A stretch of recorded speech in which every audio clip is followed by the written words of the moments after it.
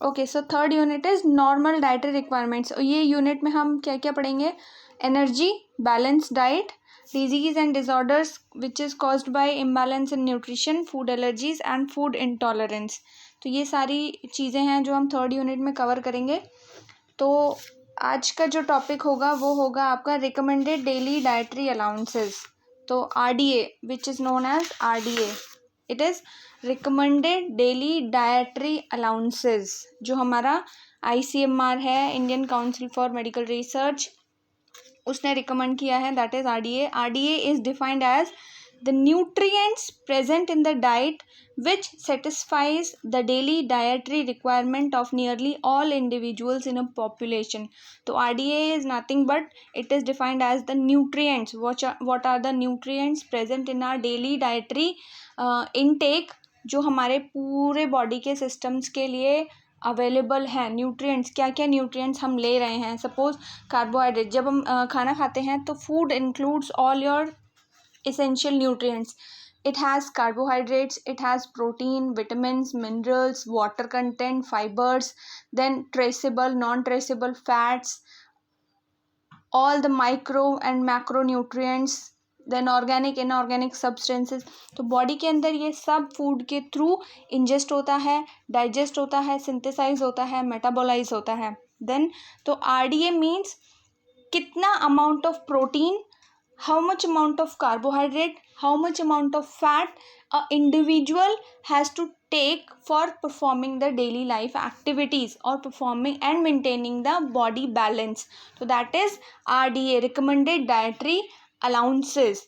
So RDA is defined as the nutrients which are present in the diet which satisfies the daily requirement of nearly all individuals in a population. So RDA is depending upon the weight of the individual, the age of the individual and female and male compositions. तो RDA सबके लिए different होता है. तो this implies addition of safety factor amount to the estimated requirement to cover variation among individual. Variation means कि male है, female है. Then losses during cooking.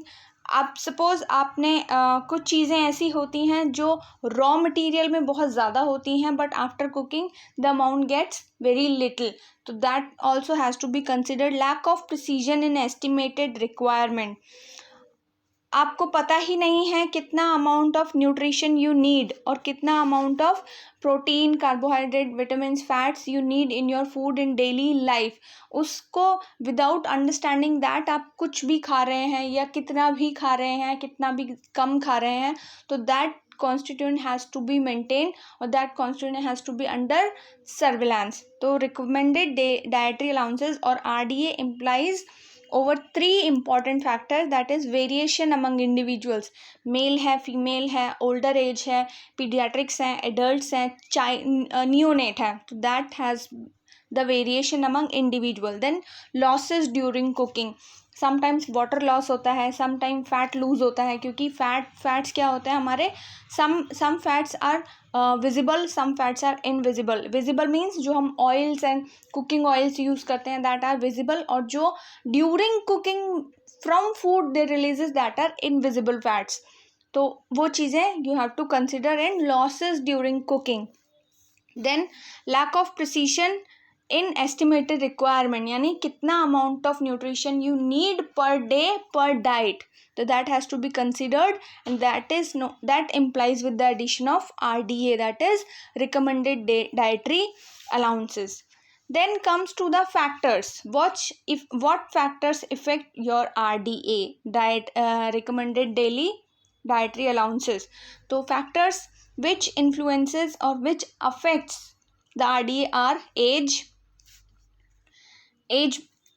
also affects. क्यों? क्योंकि in pediatrics बच्चों में amount of nutrition somewhat less needed than adults. तो बच्चों का nutrition is less than adults. तो बच्चों में क्या चीज़ें, प्रोटीन भी ज़रूरी होता है. अगर किसी इंडिविजुअल को, किसी एडल्ट को आप 9 ग्राम्स ऑफ प्रोटीन प्रोवाइड कर रहे हो, तो क्या आप वही टोटल अमाउंट पीडियाट्रिक्स में प्रोवाइड करोगे? नहीं ना. Instead of providing 9 gram all the constant nutrients like proteins, vitamins, fat, carbohydrates, your water content, fiber, ये सब पीडियाट्रिक्स में भी चाहिए, लेकिन the amount has to be a little less. तो पीडियाट्रिक्स में कम अमाउंट में चाहिए और इंडिविजुअल एडल्ट्स में ज़्यादा अमाउंट में चाहिए. तो that consider to be as age. Then gender. Sometimes according to gender कुछ चीज़ें मेल में ज़्यादा इम्पॉर्टेंट होती हैं, कुछ चीज़ें फीमेल में ज़्यादा इम्पॉर्टेंट होती हैं. विद दैट ऑल्सो सिमिलरली जैसे कार्बोहाइड्रेट्स हैं, कार्बोहाइड्रेट्स का amount has to be equal in both male and female, where as protein का amount in male is more than female. Then आपके आते हैं फैट. फैट का amount has to be little varied, males में ज़्यादा चाहिए, females में कम चाहिए. तो जेंडर ऑल्सो डिटरमाइंस और gender also affects the RDA, recommended dietary allowances. Then physical work. Physical work includes sedentary lifestyle, moderate lifestyle, hard और heavy lifestyle.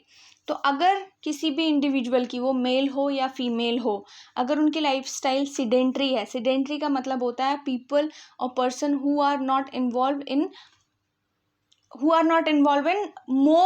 Much more physical activity. यानी कि physical work include 3 things: sedentary lifestyle, moderate, then hard. ये 3 type के physical work होते हैं. Sedentary का मतलब होता है when an individual is not actively participating in physical work, that is known as sedentary. यानी कि जैसे जो लोग ऑफिसेज में काम करते हैं ना, जो मोस्टली जिनका काम कंप्यूटर्स पे होता है, उनकी लाइफस्टाइल को हम सिडेंट्री लाइफस्टाइल कहते हैं, क्योंकि उनका फिजिकल वर्क बहुत कम होता है. वो ऑफिस जाएंगे, जाने के बाद में वो अपने टेबल चेयर को साफ़ करेंगे, उसके ऊपर बैठ के वो अपना पूरा दिन भर उनका लैपटॉप में ही काम होता है. जो IT फर्म्स होते हैं या जो जितने भी आपके मल्टीनेशनल कंपनीज़ होती हैं, उनमें क्या होता है, सारा काम, जितने भी सॉफ्टवेयर इंजीनियर्स होते हैं, जितने भी आर्किटेक्ट्स वगैरह होते हैं, उनका मोस्टली काम जो होता है वो लैपटॉप में ही उनके सॉफ्टवेयर बनाना होगा, उनके ब्लूप्रिंट्स बनाना होता है. तो सारा काम वो ज़्यादातर लैपटॉप्स में करते हैं, या जो लोग अपना काम बैठे बैठे करते हैं, वो lifestyle is known as sedentary lifestyle. तो people who are not actively involve in more physical work, that is sedentary lifestyle. तो सिडेंट्री लाइफस्टाइल वाले इंडिविजुअल्स को लेस अमाउंट ऑफ न्यूट्रिएंट्स की ज़रूरत होती है, क्योंकि अगर वो फिजिकल एक्टिविटी नहीं करेंगे, फिजिकल एक्टिविटी ज़्यादा नहीं करेंगे, तो fat will get deposit in their body. और बॉडी में फैट डिपॉजिट होने के बाद में, क्योंकि उनकी बॉडी को काम करने के लिए एक्सेसिव एनर्जी की ज़रूरत नहीं है, वो थोड़ी सी एनर्जी में भी अपना काम कर रहे हैं. तो जो एनर्जी उनको काम करने में लगानी चाहिए थी, वो एनर्जी वो कंजर्व कर रहे हैं. वो जब वो एनर्जी कंजर्व हो जाएगी, तो वो एनर्जी बाकी और न्यूट्रिएंट्स को भी मेटाबोलाइज नहीं करेगी. और जब बाकी न्यूट्रिएंट्स मेटाबोलाइज नहीं होंगे, तो वो बॉडी में एक्यूमुलेट होने शुरू हो जाएंगे. और जब वो चीज़ें बॉडी में एक्यूमुलेट होनी शुरू हो जाएंगी, तो इंडिविजुअल को ओबेसिटी हो सकती है, कार्डियोवास्कुलर डिजीज़ हो सकती है. तो इसलिए सिडेंट्री लाइफस्टाइल के इंडिविजुअल्स, जो लोग सिर्फ वर्किंग मतलब कंप्यूटर्स में वर्क कर रहे हैं या सिर्फ बैठ के काम कर रहे हैं, तो वो lifestyle is known as sedentary lifestyle. इन मॉडरेट लाइफस्टाइल का मतलब होता है, मॉडरेट फिजिकल वर्क का मतलब होता है कि ना तो उनकी लाइफ सेडेंट्री है, उनको सिर्फ बैठे बैठे काम नहीं करना है, और ना ही उनकी लाइफ सुपर एक्टिव है, उनकी लाइफ में सुपर एक्टिविटी भी नहीं है. एग्जाम्पल के लिए आप देख सकते हैं टीचर्स. एग्जाम्पल के लिए टीचर्स क्या है, अभी वो उनका काम दोनों तरीके से है. वो अपना काम मतलब क्लासेस भी ले रहे हैं और बैठ के अपना बाकी टाइम टेबल भी बना रहे हैं, या नोट्स बना रहे हैं, लेसन प्लान्स बना रहे हैं, असाइनमेंट्स चेक कर रहे हैं. तो उनका दोनों ही तरीके का काम होता है. क्लासेस के लिए वो खड़े होकर क्लासेस लेते हैं, 1 घंटा उनको खड़े होकर क्लासेस लेना होता है, तो उसमें वो फिजिकल वर्क भी कर रहे हैं, प्लस उनका ब्रेन भी वर्किंग है. तो उनकी लाइफ मॉडरेट होती है. तो इसीलिए दे नीड देयर एनर्जी और they need their nutrients in a moderate quantity, more than sedentary, less than heavy duty workers. Then third आता है आपका हैवी और हार्ड लाइफस्टाइल. अब ये एग्जाम्पल कौन से हो सकते हैं, नर्सेस, क्योंकि नर्सेस का round the clock complete heavy work होता है. They have to run for everything. Patient को किसी ने कॉल बेल कर दिया तो पेशेंट को तुरंत भाग के जाना है और देखना है पेशेंट को क्या हो गया. आईसीयू की नर्सेज होंगी, फिर ओटी की नर्सेज होती हैं, तो they are working very heavily. फिर कंस्ट्रक्शन वर्कर्स हैं, they are working very heavily. तो ये होगा आपका heavy work, heavy physical working activities. तो हमारे क्या क्या फैक्टर्स हैं जो आरडीए को अफेक्ट करते हैं? Age wise nutrition is divided in different categories. Then gender, female male female male, इनमें कितना अमाउंट ऑफ न्यूट्रिशन चाहिए, that is being categorised under different situations. Then physical work depends sedentary lifestyle, moderate lifestyle, then hard और heavy lifestyle. तो ये सब आता है आपका फिजिकल वर्क में. अगर सेडेंटरी है तो they need lesser amount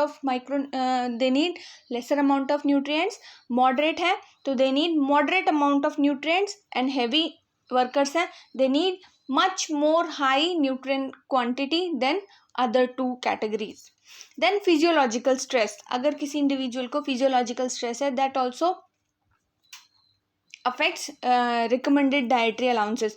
If there is pregnancy, if female is lactating, these are the conditions जिनके अंदर patient will be having person will be having more recommended dietary allowances, because during pregnancy the mother has to provide nutrition to the baby also, and same lactation, mother has to provide nutrition to the baby also. So during pregnancy and during lactation these two factors affects the RDA. These two, pregnancy and lactation, has involved more nutrient content. तो क्या क्या factors हैं? According to age RDA depend करता है, according to gender RDA depend करता है, according to physical work, क्या क्या किस तरीके का इंडिविजुअल फिजिकल वर्क करता है, सीडेंट्री है, मॉडरेट है या हैवी है. हैवी में एक और चीज़ आती है, individuals who are going to gym. जो लोग जिम जाते हैं उनका न्यूट्रिएंट क्वांटिटी, उनका nutrient quality is much more higher than the other two categories. Then during pregnancy and during lactation RDA change हो जाता है.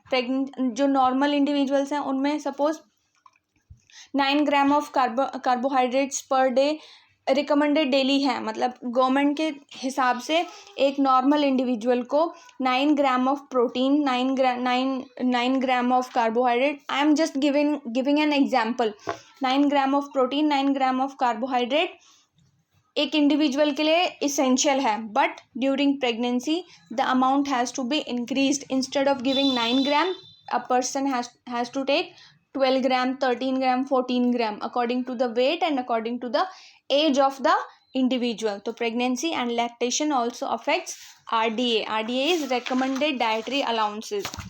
Then RDA for Indian nationals. So ICMR has defined well-nourished Indian adults who had satisfactory growth during childhood as reference man and reference women. तो ICMR, what is ICMR? ICMR is Indian Council of Medical Research. तो Indian Council for Medical Research has defined well-nourished Indian adults who had satisfactory growth during childhood as reference men and reference women. तो according to RDA जिन individuals को during childhood उनका perfect nutrition मिला है, recommended amount of nutrition मिला है, they are referred as reference men और reference women. मतलब एक मेन को कितना अमाउंट ऑफ न्यूट्रिशन चाहिए एंड एक विमेन को कितना अमाउंट ऑफ न्यूट्रिशन चाहिए. A normal adult has to be considered as reference men and reference women. So according to ICMR, a reference woman, who is a reference woman? Between 20 to 39 years of age, यानी कि उसका as 20 to 39 years होना चाहिए, in between 20 to 39 years.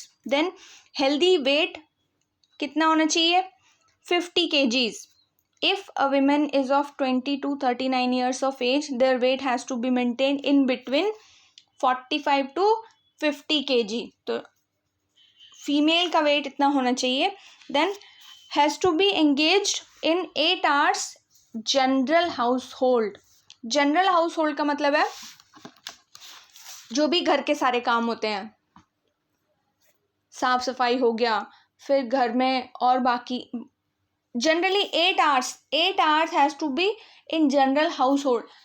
Washing हो गया, cleaning हो गया, खाना बनाना हो गया, ये सब जनरल हाउस होल्ड आते हैं. मिनिमम और मैक्सिमम 8 hours. ज़रूरी नहीं है कि आप खाना बना रहे हो, ज़रूरी नहीं है कि आप सिर्फ सफाइयाँ ही कर रहे हो, ज़रूरी नहीं है आप झाड़ू पोछा कर रहे हो, बर्तन धुल ले जा रहे हो, ऐसा नहीं है.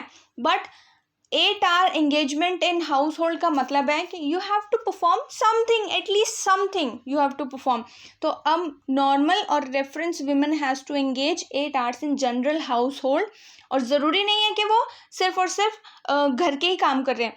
हाउस होल्ड का मतलब है they are working also, they are working in their job also, तो that also comes under house hold because they are working. तो इफ दे आर वर्किंग और if they are in job, that also considered as house hold. So a normal reference woman has to be engaged in 8 hours for general household. Then they can work in light industry or they can work moderately active work they can do. So this is ICMR's reference women who is 20 to 39 years of age. The weight is normal weight is 45 to 50 kg and should be engaged in 8 hours for general household, who can work in light industries, who can work in schools, colleges, who can work anywhere but has to be engaged for at least minimum of 8 hours. Then 8 hours in bed. So if a person is working for 8 hours, they need total 8 hours of sleep. So 8 hours in bed, spends 4 to 6 hours sitting or moving around in light activity. In light activity means if a individual is working somewhere, उनका travelling हो जाता है, सुबह office जा रहे हैं, शाम को ऑफिस से घर वापस आ रहे हैं, तो उसके ऑफिस में वो बैठ के काम भी कर रहे हैं, क्लासेस भी ले रहे हैं या और भी बाकी काम कर रहे हैं, तो they don't need any type of gymming exercises. Only 8 hours of working, 8 hours of sleeping, then 4 to 6 hours in moving, standing, working, walking, lying down. तो ये बाकी 4 to 6 hours they are spending in other activities. Then 2 hours walking or active recreation or household chores can be enough without going to gym. तो ये हो गया आपका एक normal reference women. तो क्या क्या फैक्टर्स हैं, वो कम से कम 20 to 39 ईयर्स ऑफ एज के होने चाहिए. नॉर्मल उनका टोटल वेट होना चाहिए 45 to 50 kgs उनका नॉर्मल वेट होना चाहिए. 8 घंटे कम से कम वो काम कर रहे हैं घर के अंदर या घर के बाहर. देन कम से कम वो 8 घंटे की नींद ले रहे हैं, 8 घंटे के लिए सो पा रहे हैं. देन 4 to 6 hours के लिए मिनिमम, नॉट मिनिमम, मैक्सिमम जो भी आवर्स उनके पास में बाकी बैलेंस बचते हैं उसमें वो कम से कम वॉकिंग कर रहे हैं, स्टैंडिंग में है, स्टैंडिंग पोजीशन में है, सिटिंग पोजीशन में है, या वो अपना जो भी डेली घर के काम हैं वो भी कर रहे हैं. तो that is known as a reference women. Then what is a reference man? Same age has to be between 20 to 39 years of age, but here reference women की एज होनी चाहिए 50 kgs, not age. Reference women का weight होना चाहिए 50 kg and reference men का weight होना चाहिए 60 kgs. तो ये डिफरेंस है. तो समझ आ गया, एज दोनों की इक्वल है. तो जैसे मैं आपको फैक्टर्स बता रही थी कि क्या क्या फैक्टर्स होते हैं, किस तरीके से हमारा एज हमारे न्यूट्रिशन के ऊपर डिपेंड करता है, न्यूट्रिशन हमारे एज के ऊपर डिपेंड करता है, वेट के ऊपर डिपेंड करता है, हाइट के ऊपर डिपेंड करता है. उसी तरीके से यहाँ पर जो एक नॉर्मल कौन सा इंडिविजुअल हमारा नॉर्मल है, that is known as reference. तो हम सिर्फ रेफरेंस के लिए देख रहे हैं. रेफरेंस का मतलब आपको समझ आ रहा है कि रेफरेंस क्या होता है. जैसे सपोज आप कोई नोट्स बनाने बैठते हो, आप पढ़ रहे हो, आपका एग्जाम है, सपोज आप एग्जाम्पल ले लो कि आपने न्यूट्रिशन का आपका एग्जाम है, तो आपको पता ही नहीं है कि कहाँ कहाँ से हमने पढ़ना है. तो आप किस किस चीज़ का रेफरेंस लेते हो? आप इंटरनेट में भी सर्च करते हो कि व्हाट इज़ न्यूट्रिशन. आप 2-3 बुक्स भी सर्च करते हो कि एक ये राइटर की बुक हो गई, एक ये राइटर की बुक हो गई, एक ये राइटर की बुक हो गई, क्योंकि आप बहुत सारा कंटेंट पढ़ना चाहते हो. आपने बहुत सारी जगह से पूरा कंटेंट इकट्ठा किया, तब आपने पढ़ा, तब आपने उसको एग्ज़ाम में लिखा. तो आप कहाँ कहाँ से चीज़ें उठा रहे हो? आपने इंटरनेट से भी चीज़ें उठाई हैं, डेफिनेशन ली है, आपने book number 1, book number 2, book number 3, 4 जगह से आपने रेफरेंस लिया है, उसके बाद आपने उस चीज़ को एग्जाम में लिखा है। तो सेम उसी तरीके से ICMR ने रिसर्च किया था कि किसको हम या कौन से बेसिस पे हम ये कह सकते हैं कि एक इंडिविजुअल को, मेल और फीमेल को किस तरीके से हम डिवाइड करें कि उनका न्यूट्रिशन किस तरीके से हमने आइडेंटिफाई करना है। तो अगर बोला जाए कि एक नॉर्मल इंडिविजुअल हम किसको कहते हैं, तो that be considered as reference women, यानी कि किस इंडिविजुअल, हम ये तो नहीं कह सकते कि सपोज कोई 23 ईयर्स ऑफ एज है लेकिन उनका वेट 30 kgs है, तो क्या हम उसको नॉर्मल इंडिविजुअल कह सकते हैं? नहीं कह सकते, क्योंकि एक इंडिविजुअल, 2 इंडिविजुअल हमारे पास में है, दोनों की ही एज 23 ईयर्स है, लेकिन एक का वेट 60 kg है, एक फीमेल का वेट 30 kg है, तो हम उनको नॉर्मल नहीं कह सकते। तो जब ये रिसर्च हुआ था तो इस रिसर्च में देखा गया था कि इस एज से लेकर इस एज के बीच के जो लोग हैं, they can be considered as normal. उन सब का वेट अगर इक्वल है तो that can be considered as normal. तो जब भी हम BMI निकालते हैं, बॉडी मास इंडेक्स निकालते हैं, उस टाइम पर हम यही कंसिडर करते हैं कि अगर एक इंडिविजुअल की हाइट इतनी है, इंडिविजुअल का वेट इतना है, तो उनको इतना न्यूट्रिशन की ज़रूरत है या उनका बॉडी मास इंडेक्स इतना है, उसी हिसाब से हम उनको ओबीस, थिन और मॉडरेट बोलते हैं। तो that is considered as reference women, यानी कि रेफरेंस विमेन और reference man is nothing but a normal, to maintain a normal balance in the individuality, ये एक वर्ड टर्म है। तो अभी रेफरेंस विमेन हम लोग पढ़ चुके हैं, रेफरेंस मैन पढ़ेंगे। तो रेफरेंस मैन कौन होते हैं? जिनकी age 20 to 9 years of age है, देन वेट 60 kgs है, free from any disease condition and physically fit for active work. Same आपका फीमेल में भी कंसिडर किया जाएगा, free from any disease condition and physically fit for any type of active work, then employed for 8 hours, जैसे female is employed for 8 hours, man has to be employed for minimum of 8 hours, then 4 to 6 hours sitting and moving, 2 hours in walking or active in recreation or household duties, then 8 hours for sleeping। सिर्फ और सिर्फ यहाँ पर as का difference है, all the other things are same. Not age, the difference is for weight. Age दोनों की ही 20 to 39 years होनी चाहिए, मेल में भी एंड फीमेल में भी। फीमेल में weight has to be not more than 50 kg, तो weight range is 45 to 50 kg, but in men the weight has to be 60 kgs। Both has to be free from any disease condition and physically fit for active work, then both has to be employed for minimum of 8 hours, then both has to work for 4 to 6 hours in sitting, moving, standing, walking, 4 to 6 hours, then 2 hours in walking or in active recreation or household works, fine, then total 8 hours for sleeping. तो ये हमारे normal references होंगे, यानी कि अगर एक individual ये सारे काम करता है तो वो नॉर्मल इंडिविजुअल है, और उनका डाइटरी अलाउंसेस कितना होगा वो हम नेक्स्ट में पढ़ेंगे। ओके, तो नेक्स्ट आता है कि सिडेंट्री, मॉडरेट, हैवी वर्कर्स क्या होते हैं, उनमें डिफरेंसेस क्या हैं। तो scientist have prescribed RDA for adults depending on the level of their activity.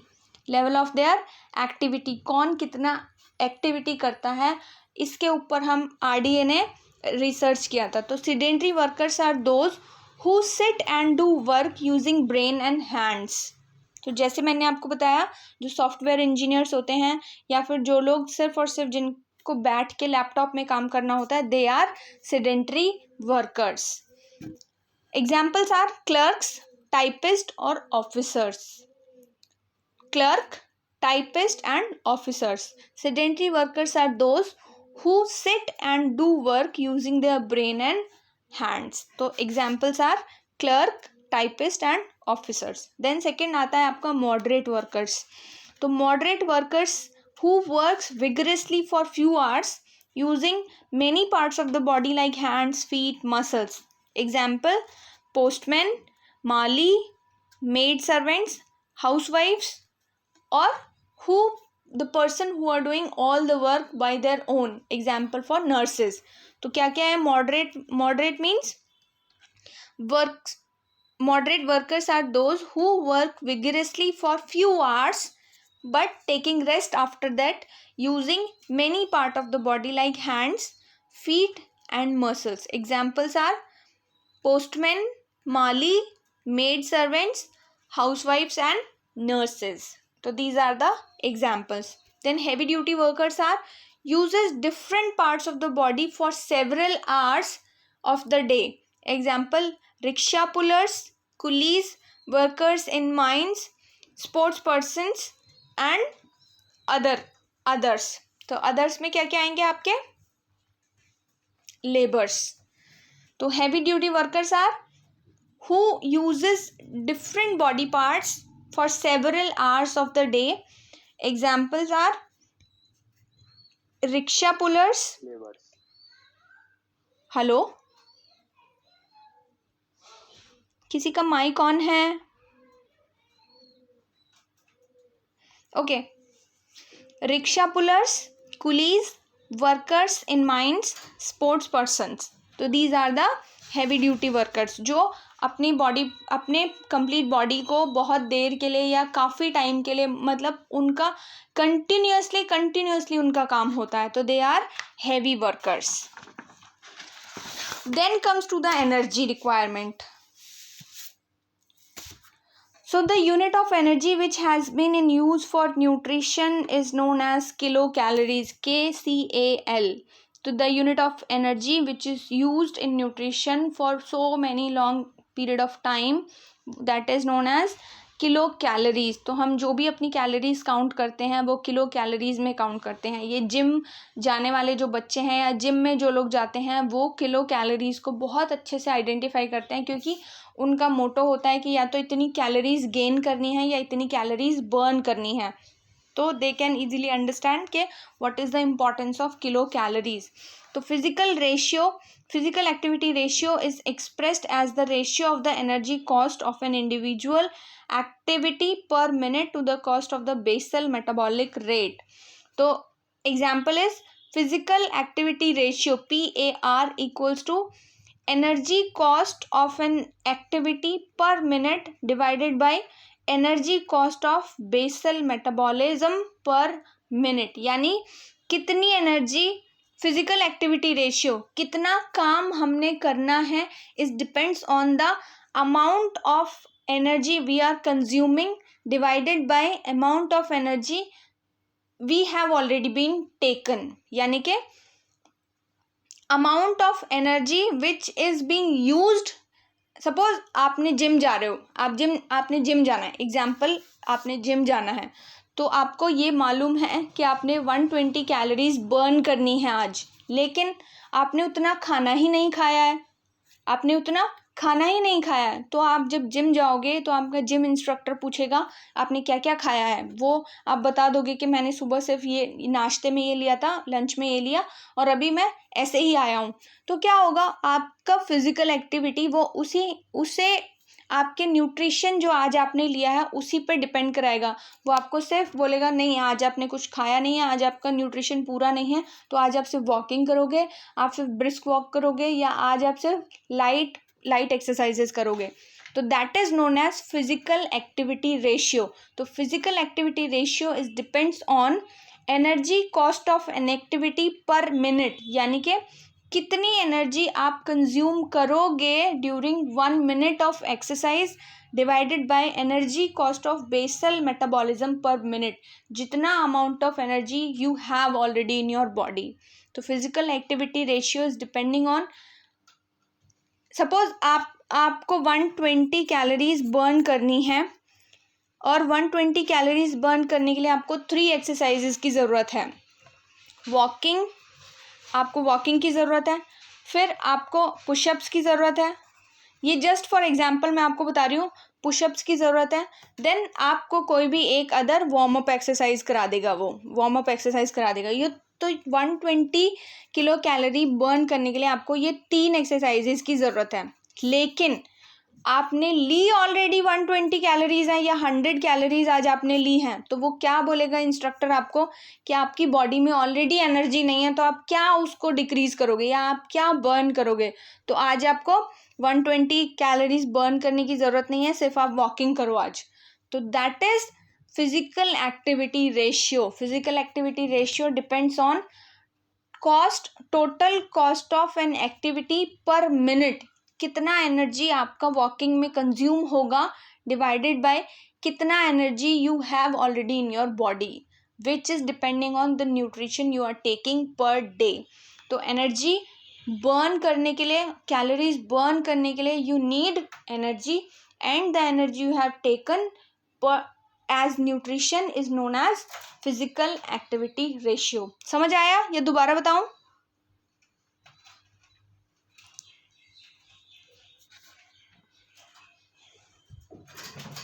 भाग गए क्या students?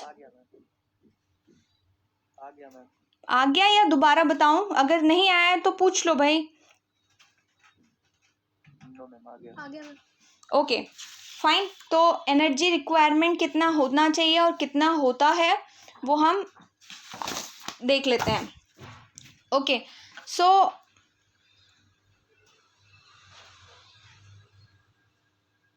Just a second. Okay so energy requirement as per ICMR के अकॉर्डिंग किन लोगों में, अब एज वाइज हम पढ़ते हैं कि किन लोगों में कितना एनर्जी कंज्यूम होना, कितना एनर्जी लेना चाहिए। तो अगर आप नोट बनाना चाहते हो तो नोट बना लो, मैं वैसे आपको नोट शेयर कर दूंगी, डोंट वरी। बट फिर भी अगर आप समझने के लिए जस्ट रिटन नोट्स लेना चाहते हो या रनिंग नोट्स लेना चाहते हो, ले सकते हो। ओके तो अकॉर्डिंग टू आईसीएमआर कॉलम बनाना, फर्स्ट कॉलम होना चाहिए आपका एज, सेकेंड कॉलम होना चाहिए आपका एनर्जी रिक्वायरमेंट, ब्रैकेट में डालना कैलोरी पर केजी, किलो कैलोरी पर केजी, और जो सेकेंड आपका कॉलम है उसको भी 2 में डिवाइड करना, male and female. Okay so age, अगर किसी इंडिविजुअल की एज है, चिल्ड्रन है कोई 1 to 3 ईयर्स का बच्चा है, 1 to 3 ईयर्स का बच्चा है मेल, तो उनको कितनी किलो कैलोरी चाहिए? 910 यानी कि 910, एंड फीमेल में 830 किलो कैलोरी। तो यहीं से शुरू हो जाता है आपका। If a person is of 1 to 3 years of age, यानी कोई बच्चा 1 से 3 साल का है, तो उनको चाहिए, मेल है तो 910, फीमेल है तो 830। चिल्ड्रन 4 to 6 ईयर्स का है तो उसको चाहिए 1230 male and 1200 for female. 6 to 7 years का है तो 1510 एंड फीमेल के लिए 1400। 8 to 10 ईयर्स का है 1750 for male, 1630 for female. 11 to 12 years का है तो 2180 for male and 2010 for female. Adolescent that is 13 to 15 years, 2580 for male and 2140 for female. And above 16 to 18 years, 3060 for male, 2450 for female. Then adult male के लिए 2400 to 39 kilo calorie पर kg, adult female के लिए 1900 to 3000 kilo calorie पर KG, pregnant women के लिए 22 kilo calorie पर KG, and lactating women के लिए 26 किलो कैलोरी पर केजी। तो ये डाइटरी रिक्वायरमेंट है, ये डेली रिक्वायरमेंट है फॉर एनर्जी। इतना kilo calories individual has to have. तो ये from 1 year to till the end of the life, ये इतना टाइम, इतना kilo calories a individual has to maintain in the body. Then आते हैं आपके न्यूट्रिएंट्स पर, कितना न्यूट्रिएंट्स बॉडी को चाहिए। तो प्रोटीन रिक्वायरमेंट्स पे हम आते हैं। प्रोटीन रिक्वायरमेंट कितना चाहिए? ओके सो एक काम करते हैं, प्रोटीन रिक्वायरमेंट, फैट रिक्वायरमेंट हम लोग नेक्स्ट क्लास में पढ़ेंगे।